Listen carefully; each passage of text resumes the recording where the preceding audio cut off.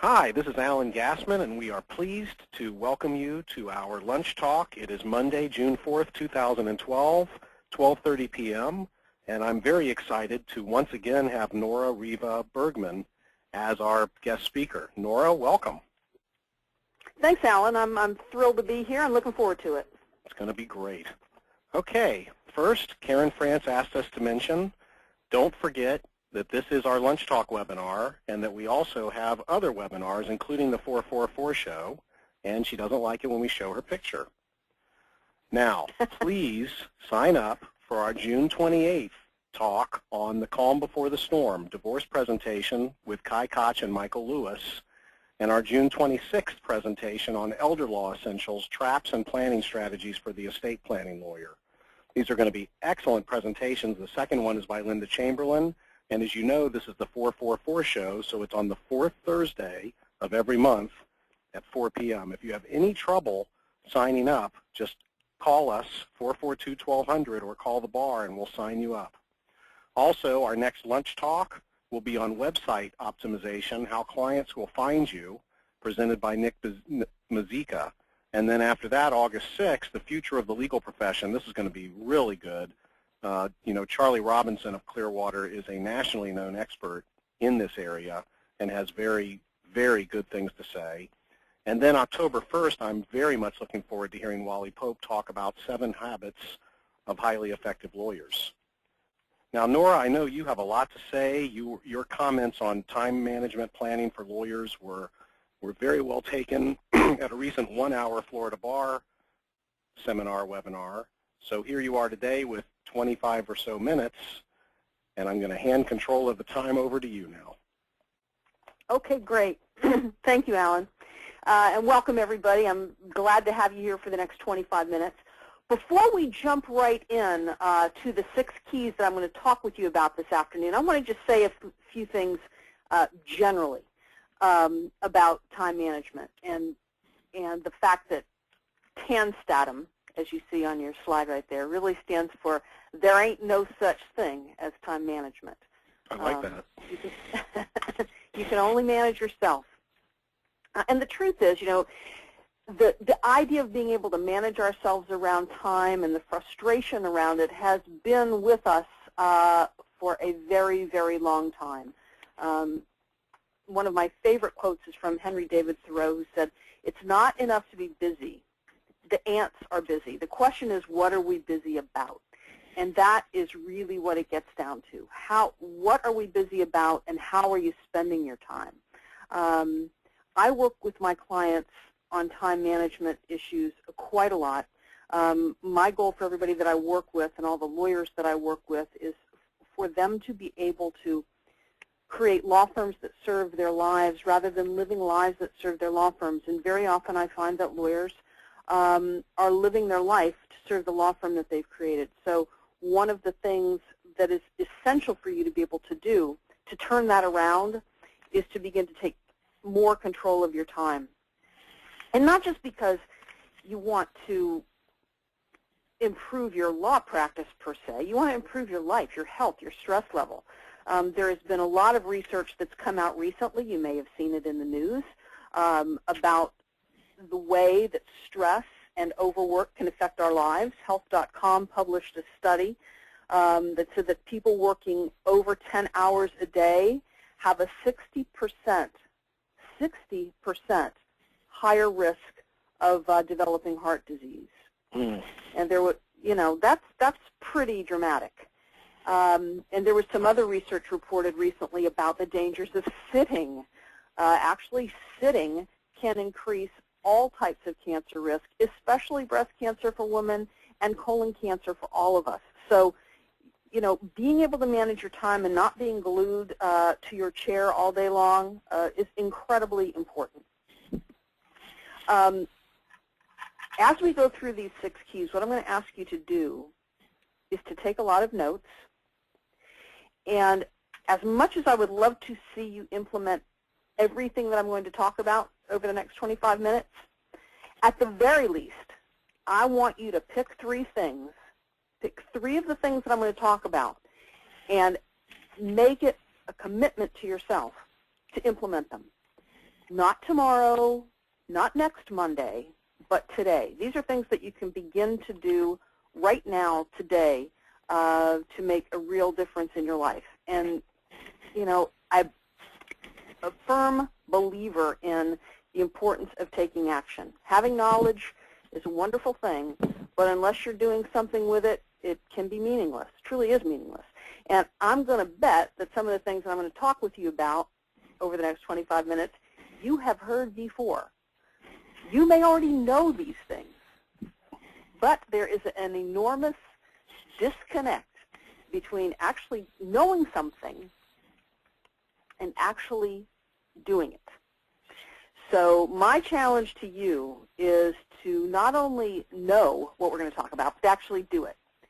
So let's start off by talking about this first key, and it truly is the key to all the other keys. Understanding that there is no such thing as time management. We use the phrase, it's part of our vocabulary. I use it all the time simply because there's no other way to really express what we're talking about. But when we say time management, we're not talking about managing time. We're really talking about managing ourselves. That's what it comes down to. We can't manage time.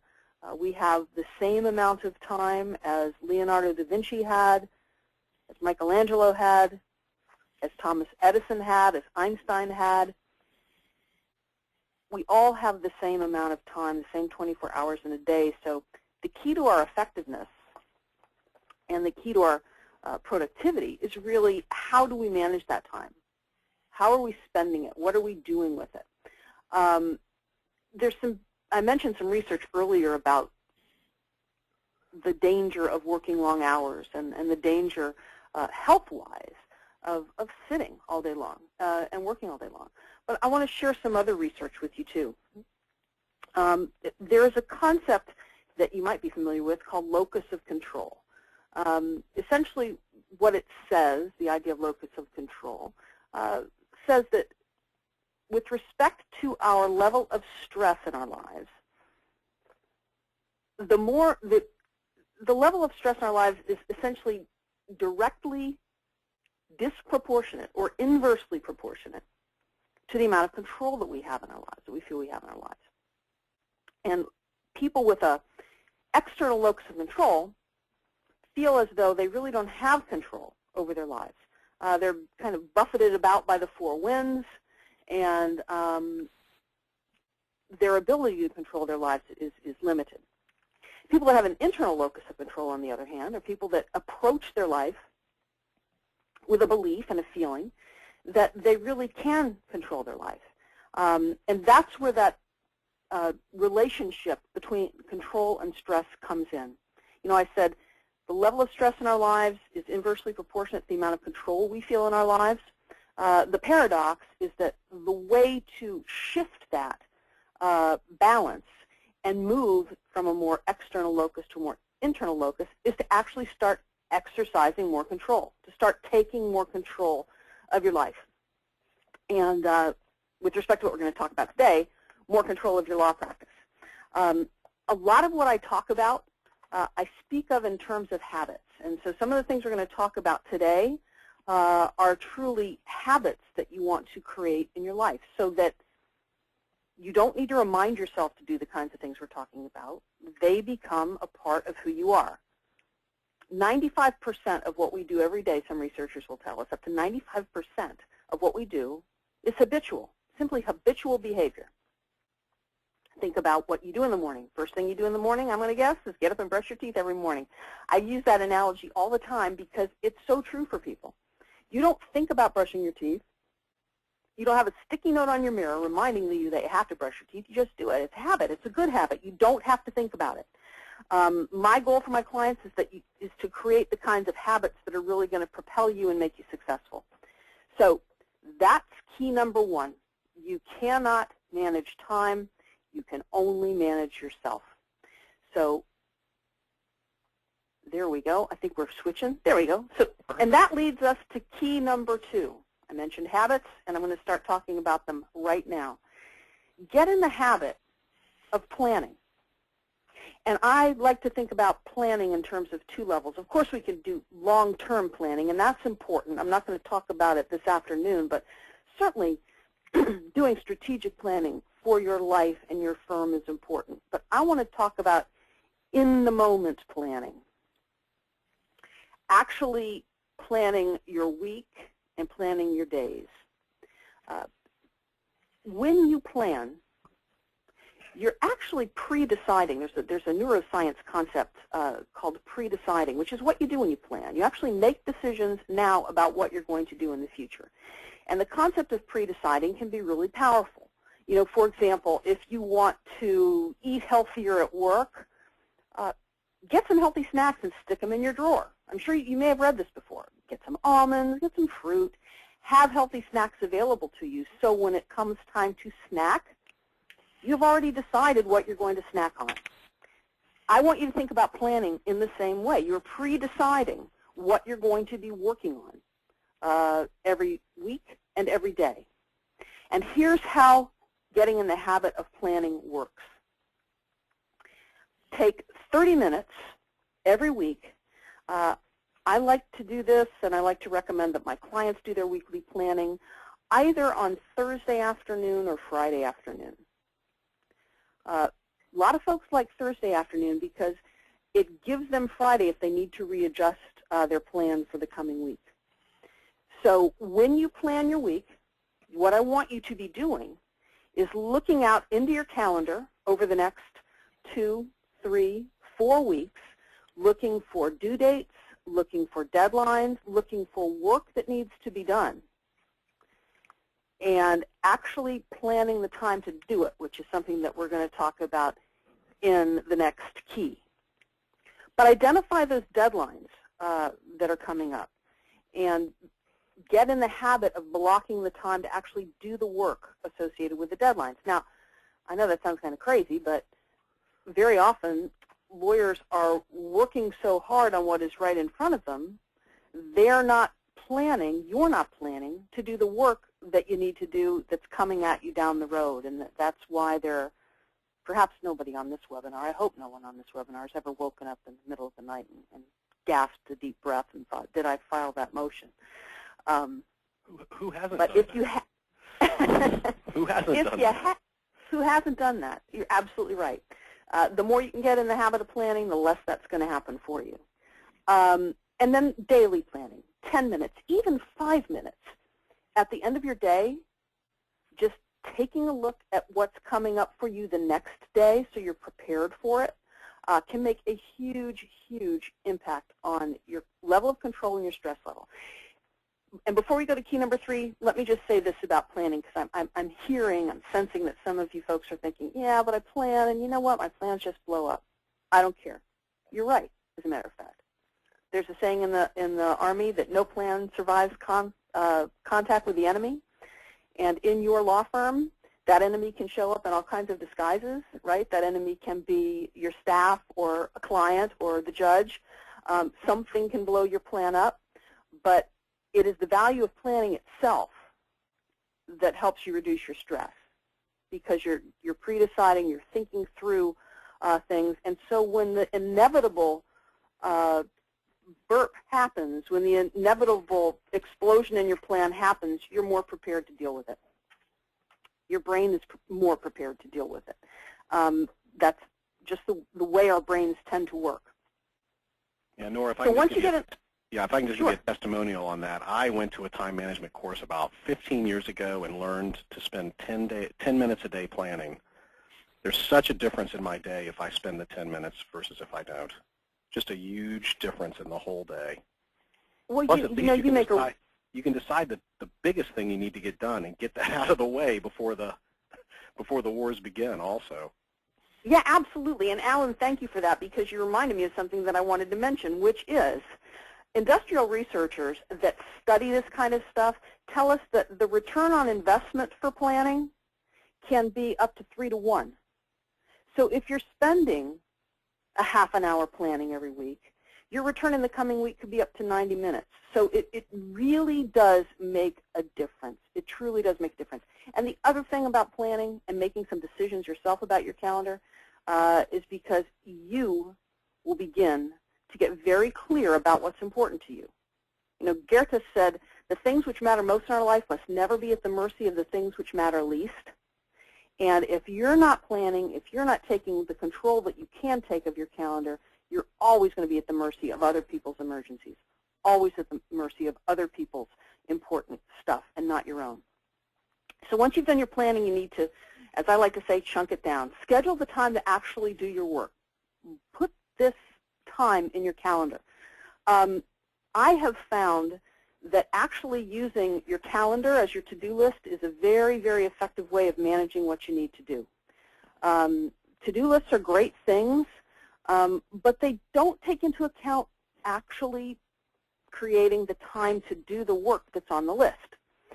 So I want you to get in the habit of scheduling time to do your work. You know, when you looked out into your calendar during your weekly planning and you saw, oh, the motion on the Smith file is due a week from Thursday, you can come back to your calendar, you can look for open slots in your calendar, and you can literally put an appointment there with yourself to do the work associated with the Smith file, and then honor that appointment. Schedule the time to do your work. Schedule time to process email. Oh my gosh, we could spend hours just on email alone. I know it's a killer for most people. Get out of the habit of living in your inbox all day long and dealing with emails all day long as they come in to the extent that you can. Schedule time in the morning and in the afternoon to process your email. Reply to emails that you need to. Defer emails that you need to. We're going to talk about that in another key. Schedule time to return phone calls, ideally if you can, and schedule time to work on your goals and work on your practice. Make sure that you are giving yourself the time you need to be proactive about your own law practice. But at the very least, do your planning and schedule time to do the work that comes out of the planning. Whoops, jumped ahead one there. Key number 4, limit needless interruptions. This is huge. I talked about a little bit of neuroscience earlier. I want to mention recent neuroscience. You might want to write this down. Recent neuroscience has told us that it can take our brains up to 20 minutes to recover from an interruption. 20 minutes. Now, maybe sometimes it takes a little bit less than that. Sometimes it takes a little bit more than that. But if you're dealing with only 3 needless interruptions a day, and by the way, remember, I'm saying needless because some interruptions are important. Typically, the 80-20 rule applies. 20% of the interruptions that you deal with during the day are truly emergencies that you need to deal with. The other 80%, not so much. And that other 80% is what is stealing your time from you. It's what's creating the day that looks something like you get into the office at 8:30 in the morning, you work all day long, you turn around at 5 o'clock in the afternoon and think to yourself, what did I do? And my to-do list is still sitting there with nothing crossed off of it. I tell you that it is needless interruptions that you're dealing with all day long that are killing you. So let's come back to my example for a moment. If you're dealing with just 3 needless interruptions a day at 20 minutes per interruption, and by the way, that 20 minutes means the time it takes you to kind of come out of what you're working on, deal with whatever the interruption is, answer the question, whatever it might be, and then get back into what you're doing. If you're dealing with 3 a day, that's an hour a day. An hour a day over a 50-week year adds up to 240 hours in the year, or 6 40-hour weeks of time that you could be billing, because most of these types of interruptions are going to fall into the non-billable category, or the I forgot to bill for it category, or spending time away from the office with your family, for crying out loud. So stop needless interruptions and stop switch tasking or multitasking to the extent that you can. Just like interruptions, it is multitasking is very, very counterproductive. As a matter of fact, there was a University of London study that showed that people that identified themselves as great multitaskers were given some tests, and those tests showed a 10-point drop in IQ after they were multitasking and asked to answer a certain series of questions. Multitasking is one of the most counterproductive things that you can do. When we're multitasking, switching from one task to another, everything becomes important. And when everything is important, nothing is important.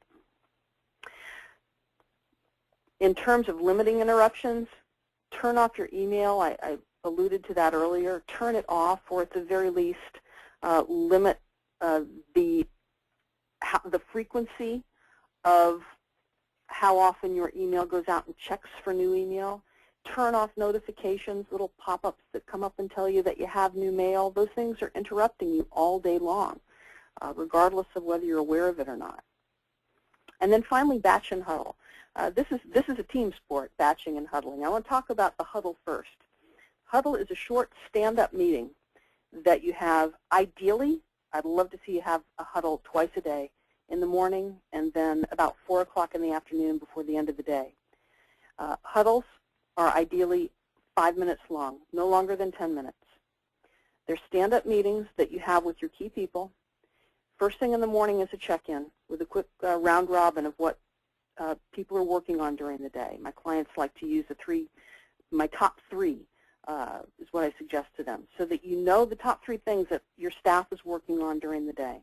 And you have the capability, because you've planned, to make adjustments should you need to at those morning huddles. They are a wonderful way for everybody on the team to feel as though they are working as part of a team. They know what each other is working on. It eliminates the situation where you have one staff person say to another, "Oh, you were working on that? I was working on that. I didn't know you were doing that." Again, which can be incredibly counterproductive. And huddles build a team spirit, build a team morale. They really will help your team. If you don't do anything else, make huddles a habit. 5 minutes in the morning and 5 minutes in the afternoon. Batching is a concept that I really love.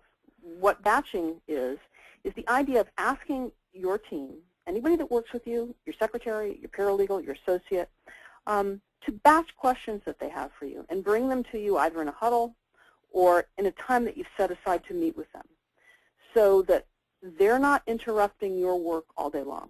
And you can batch for them. You can batch for them as well, right? And absolutely, you can batch for them, because interruptions are a two-way street, right? I don't mean to imply that it's only staff that are coming in and interrupting the attorney. Oh no, right. No, it works the other way around too. When you wander out of your office and down to somebody's desk and say, what are you working on? What are you doing? I want you to work on this instead, which may or may not really, truly be a priority item. So, Alan, you're absolutely right.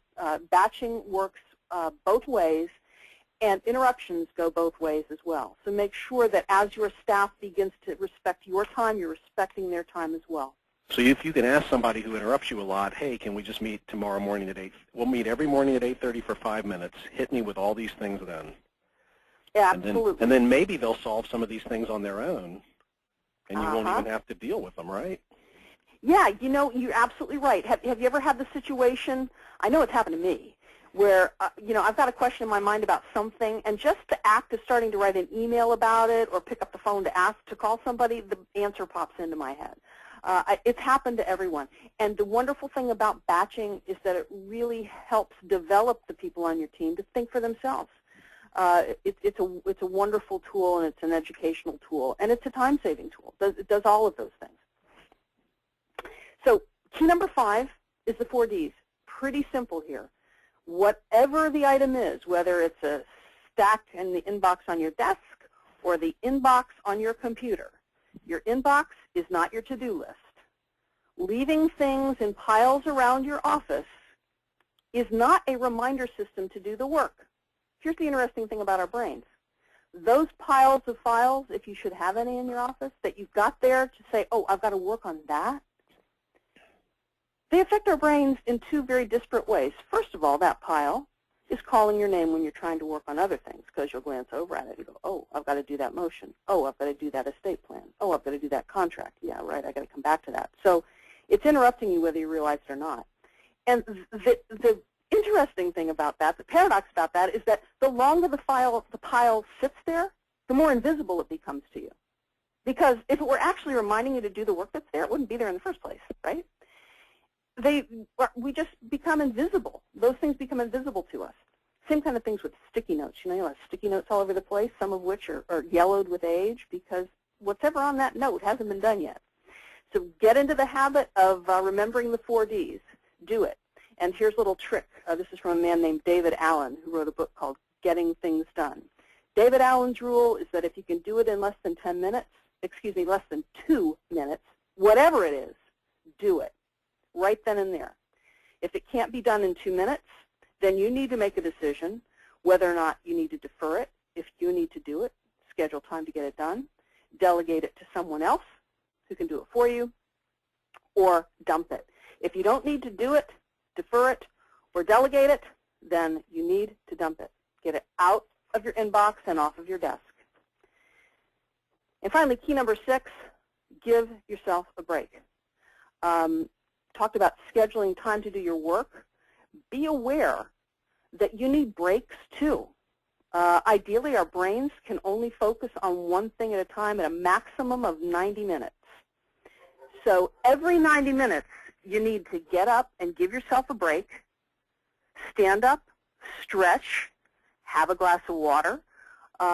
It doesn't have to be a long break, but make sure that you're giving yourself those breaks. And I say schedule a vacation because when you're in vacation mode, you are in super high productivity mode, right? You know how you feel before you go away for vacation. You can slam through the work that you need to do. You can have the kind of hyper-focus that you'd like to have all the time because you're getting ready for vacation. So I challenge you to schedule a vacation. Schedule a couple of vacations. And get in the habit of using the power of that reward, which a vacation is, to really be able to focus on your work. And as you take breaks through the day, reward yourself with those breaks. Do things that you want to do. If you want to take 5 minutes and go check the ESPN scores on your computer as a break, do it. Don't beat yourself up about it. Let yourself do it. But be aware that you're giving yourself a break to do that work. Very good points. And again, thanks, Alan. I mean, just know that you can do this. It's not rocket surgery, I guess some people like to say, but it's not easy. Some of these things sound very simple, but they're not easy to do. But understand that you can do it, that this is a process. Change is a process. You know, you might start weekly planning and do it for a couple of weeks and then kind of fall off the wagon. That's fine. Get back on the wagon and start again. And let the people that work with you know that you're wanting to make these changes, that you're wanting to develop these habits, and let them help you. Enlist their help. Make it a project for the entire office to be able to get better about control and better about time management, because ultimately it is not only going to reduce your stress, it's going to reduce the stress of all the people in your office and make you more productive and ultimately more profitable. That's what all of this goes to. Everything that I talk about, everything I work with my clients on really gets to quality of life and profitability of the practice. Those are the two most important things that you can be focusing on, the quality of your life and the profitability of your practice. So I know I've taken us right up to 1 o'clock, Alan. I don't know whether you'd like to open it up for any questions. Yeah, we had a couple questions come in. How does this apply to litigators? They don't have so much control over their calendars. That's a very good question. You're right. Litigators don't have as much control over their calendars as transactional attorneys, but they do have some control. They do have some control. And as you do your weekly planning, when you look out into your calendar for the coming week and the coming 2 weeks, especially that coming week, for the most part, your calendar for the following week is set. I understand that there may be changes, there may be emergencies, things may jump in on your calendar, but if you begin to take control of those open spaces in your calendar to schedule time to do the work that you need to do, you'll be able to do that more often as you go forward. But you do have to have flexibility. I understand if you're a litigator and 2 weeks from now you have an hour scheduled on Thursday morning to work on a particular matter and an emergency hearing comes up, that's got to get moved. But you know what? If you work in Outlook, like most lawyers that I know do, you can take that appointment and you can just drag it around to another day. You can move it to another day or another time of the day. So yeah, it is more of a challenge for litigators, but it can be done. Okay, very good. Now I have a little show and tell here, and I'm showing it here. But what I have is a legal clipboard, legal size clipboard, and what I have on the clipboard is my time slips. I use the same ancient time slips. I write them out. Oh, that's where the time slip sits on the clipboard. Then I hand that to a secretary, and the secretary inputs it. And then every day I write down my main things that I want to do right there. And during the day, as new things come on, I write them down there. So at the end of the day, I can cross through what I've finished on this side, and I can move these things to that side the next day. And then I have my delegations, what I'm doing for different clients and who's going to handle it, and I review that with them every day. Then for my wife, Marcia, what do I have going on? My family, my food situation. What can I dictate on the way home in the car? What phone calls do I need to make sure I make? What do I have to do with office personnel to not forget? And aggressive follow-up. What clients do I really need to bug hard to get them to do the right things? So this is what I use. And I know it's, Stone Age compared to what you're talking about. But anybody who would like to get a copy of this template to try it would be welcome to. Well, I commend you, first of all, for doing the kind of work that you're doing in planning and staying on top of projects and new projects. But I would challenge you with respect to how you're keeping your time. You're losing time, I'm going to guess a little bit, and not being as effective as you could in keeping your time. But I love the system that you should be honoring your own time. Yeah, writing it down and then giving it to somebody. It takes less time than, well, that's another conversation. But I love the system that you've created for keeping track of your projects. All right, well, Nora, we really appreciate you being here. We're running out of time. We're -3 minutes, but it was very, very fascinating. And I'm just looking forward to you letting us know what you'd like to come back to talk about. For all you viewers, if you have any questions for Nora, please just send them over. We'll forward them to her, or you can send them to her directly. If you want copies of the PDF here, we'll be glad to send it to you and share it with everyone you know. Nora, we'll let you close. Thank you, Alan. Again, yes, if anyone has any questions for me, please forward them to Alan, or you can send them to me at nora@atticusonline.com. Happy to follow up with you or answer any questions that you might have. And I thank you again, Alan, for having me here today. Super. Everybody have a great day. You too.